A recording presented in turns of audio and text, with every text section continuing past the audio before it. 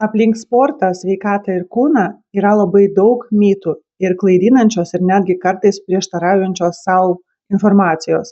Aš surinkau pačius populiariausius mitus, su kuriais dažniausiai susiduriu iš aplinkos. Kai kurie šitų dalykų tiesiog turi neteisingą įsivaizdavimą apie sportą ir netgi galbūt sulaiko jūs nuo to, kad numesti svorį ir gauti tą savo svajonių kūną. Visiems, hi, aš esu Viktorija ir welcome back į mano kanalą, kur mes leidžiam laiką su talku. Ir pirmas mitas, kad daugiau sporto padeda numesti svorį.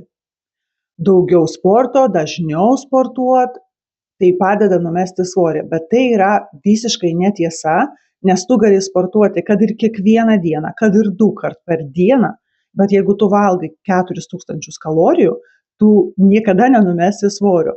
Tiesiog tai yra neįmanoma. Sportas mums reikalingas, aišku, aktyvus gyvenimo būdas yra labai reikalingas, bet dėl kitų priežasčių, kad tavo kūnas būtų stipresnis, tvirtesnis, kad raumenys būtų stipresni, kad sąnariai būtų stipresni, kad mes tiesiog jaustumėmės geriau, kad mūsų kardio visa sistema veiktų geriau. Todėl sportuok nors ir kiekvieną dieną, bet jeigu tu visą laiką persivalgai, tai nepadarys jokios įtakos tavo svoriui. Subalansuota mityba ir aktyvus gyvenimo būdas. Tai net nebūtinai sportas, tai gali būti šokiai ar kita aktyvi veikla, kuri jums patinka, bet svarbiausia tai yra subalansuota mityba ir moderuotas sportas. Tai yra 3-4 kart per savaitę visiškai užtenka sveikam gyvenimo būdui ir tikrai nereikia sportuoti kiekvieną dieną. Nebent jūs norit sportuoti kiekvieną dieną, daryti skirtingas veiklas kiekvieną dieną galbūt šokiai, vieną dieną joga, vieną dieną kardio, vieną dieną svoriai. Tada taip, bet jeigu jūsų tikslas yra būtent numesti svorį, tai reikia pradėti nuo savo lėkštės. Kitas toks pusiau mitas, tai yra, kad jeigu nori numesti svorio, tai kardio yra svarbiausia. Aš pasakysiu, kodėl tai yra mitas. Kardio taip, tai yra gerai, tačiau kai kurie žmonės labai nurašo visus kitus pratimus, ar pratimus su svoriais, ar netgi savo kūno svorio pratimus, sakydami, kad tai yra beprasmiška, jeigu aš noriu numesti svorio. Tai yra didžiulė klaida. Esmė yra tokia, kad kai mes bėgam, mūsų kūnas, aišku, prakaituoja, degina energiją, degina kalorijas. Tačiau, kai jūs dirbat su svoriais ir pumpuojat savo raumenis, jūs taip pat deginat kažkiek kalorijų šiuo metu. Ir dar, kas šiuo atveju yra svarbiausia, kitą dieną mes visi žinom tas jausmas, kai skauda raumenis, tai yra DOMS, Delayed Onset Muscle Soreness, tai yra, aš net nežinau kaip tai lietuviškai, bet tai yra, kai raumenis skauda kitą dieną, nes jie atsistato.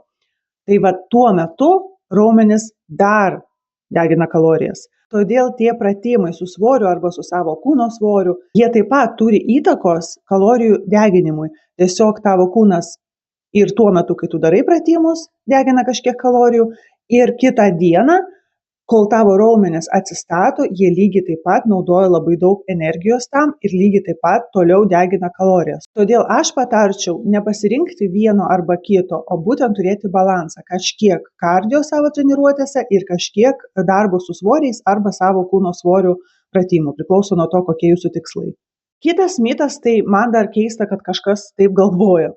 Labai dažnai iki šiol girdžiu, kai moteris sako, kad nenori dirbti su svoriais dėl to, kad nenori raumenų, nenori tapti kaip vyrai. Žmonėsgi mato, kad tam, kad tikrai gauti tą raumenų masę, net ne visiems vyrams gaunasi. Jeigu vyrai iš prigimties yra tokie ektomorfiniai, labiau plonesni ir su mažesnė raumenų masė, tai net vyrams sunku užsiauginti raumenis. O kalbant apie moteris, kurios kūnas šiaip mažiau linkęs auginti raumenis, sportuoti su svoriais ir užsiauginti raumenis ir tapti kaip vyras, tai yra praktiškai neįmanoma. Tai turi būti labai dideli krūviai ir dar prie viso to su specialiai subalansuota mityba, su dideliu baltymų kiekiu, ten su proteinais ir galbūt netgi su kažkokiais specialiais papildais, nes realiai moteriai, kuri nelinkusi užsiauginti raumenis, užsiauginti ten tapti va tokia bodybuilderė, tai nėra labai lengva užduotis. Tu neužsiauginsi šitų raumenų tiesiog keldamas kartais svorį arba darydamas pratimus su savo kūno svoriu. Tai yra labai klaidingas mąstymas. Dirbti su svoriais moterims labai svarbu, dėl to, kad su amžiumi moteris praranda labai daug raumenų masės, tampa kaulai trapesni, mes prarandam raumenų masę netgi greičiau nei vyrai ir mūsų kaulai tampa trapesni greičiau nei vyrų. Ir dėl to moteriai tikrai labai svarbu sportuoti, stiprinti savo raumenis. Tu tikrai netapsi bodybuilderė, jeigu kartais sportuoji su svoriais, be jokios specialios mitybos, kad užsiauginti raumenų masę. Apie kūną. Neretai galima girdėti, kad mano tiesiog sunkūs kaulai. Ir tai yra didžiausias mitas, nes visiems, kas bent truputį studijavo fiziologijos, žino, kad visas skeletas žmogaus sveria apie 10 kilogramų. Aišku, priklauso šiek tiek nuo ūgio ir sudėjimo ir taip gali kažkiek svyruoti tas svoris skeleto nuo moters žemesnės ir smulkesnės iki ten didesnio, stambesnio vyro. Taip, bet jūs turit suprasti, kad šita įtaka jūsų svoriui yra apie 1-2 kilogramai, ne 20 kilogramų. Todėl tai yra toks mitas, kuris labai žmonės dažnai pateisina. Mano tiesiog toks sudėjimas, mano tiesiog ten kaulai sunkus, mano tiesiog taip ir taip, bet dažniausiai, ne. Kad ir kaip norėtųsi tiesiog tikėti, kad mes kartais sveriam daug vien dėl to, kad mūsų kaulai sunkus arba mūsų tiesiog toks sudėjimas. Didžiausias tas svoris, kurio mums visą laiką reiktų atsikratyti, tai yra būtent riebalas. Mūsų kūne kažkiek riebalai yra reikalingi, jie turi saugomas funkcijas ir šiaip mes negalim neturėti visai riebalų, nėra tikslo atsikratyti jų visai. Ir yra riebalai poodiniai, kurie net nėra tokie pavojingi, pavyzdžiui, mūsų kūnui. Daugiausiai pavojų mūsų sveikatai kelia būtent visi mūsų vidiniai riebalai, visceraliniai riebalai, kurie yra aplink mūsų organus ir širdį. Tai yra tie riebalai, kurių mes iš tikrųjų nematom, bet jie yra viduj ir jie kelia daugiausiai pavojaus mūsų sveikatai. Todėl mes neturim, aišku, visi sverti vienodai ir atrodyti vienodai, vis tiek mūsų kūnų sudėjimai gali skirtis ir tai yra gražu. Tai yra gražu, kad žmonės gali būti skirtingi, tačiau jeigu pagal kūno masės indeksą jūs to lentelėje matot, kad vis dėlto jūs turit viršsvorio, tai reiktų susimastyti apie tai, kaip su juo kovoti ir kaip jo atsikratyti, nes tai nėra, kad pas jūs kaulai sunkesni ar jūsų tiesiog toks sudėjimas. Tikriausiai jūs tiesiog turit per daug tų visceliarinių riebalų, kurių reiktų atsikratyti. Ir dar vienas mitas, kurį labai dažnai girdžiu, tai yra tai, kad sportas iš tikrųjų kenkia mūsų sąnariams.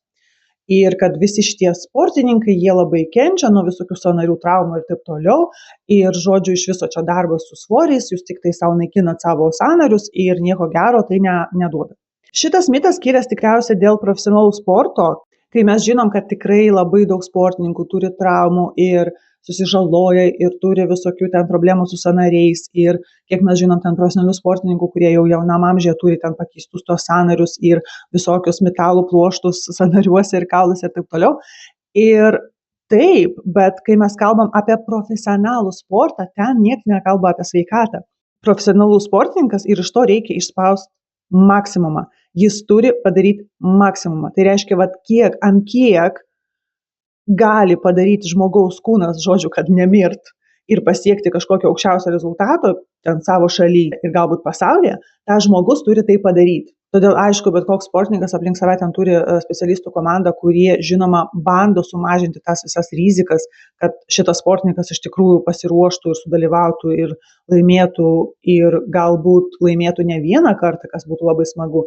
Tačiau vis tiek profesionalus sportas tai yra labai aukštos rizikos žmogaus sveikatai ir taip sąnariams ir viskam. Tačiau jeigu mes kalbam apie mūsų paprastus žmonės, kurie nesiruošia pasaulio čempionatams, tai sportas mums padeda. Mūsų sąnariai, kaip tik negaudami jokio krūvio, jie pradeda atrofuotis. Atrofuojasi raumenys, ypač pas moteris, pas vyrus taip pat, bet moteris, ypač po menopauzės, jie pradeda dar greičiau prarasti visus raumenis, raumenų masę, kaulai pradeda darytis trapesni, sąnariai pradeda darytis mažiau sutepę. Yra toks synovial fluid, yra kaip sąnarių lubrikantas, kuris susidaro mūsų sąnariuose, kad kai mes judam, kai mes padarom apšėlimą, mūsų sąnariai natūraliai susitepa viduj. Ir kai mes dažniau sportuojam, mūsų sąnariai natūraliai nepraranda to gebėjimo, taip sakant, natūraliu būdu susitepti. Ir dėl to kaip tik būna mažiau traumų. Todėl darydamas bet kokius pratimus, būtent ne tik kardio, bet ir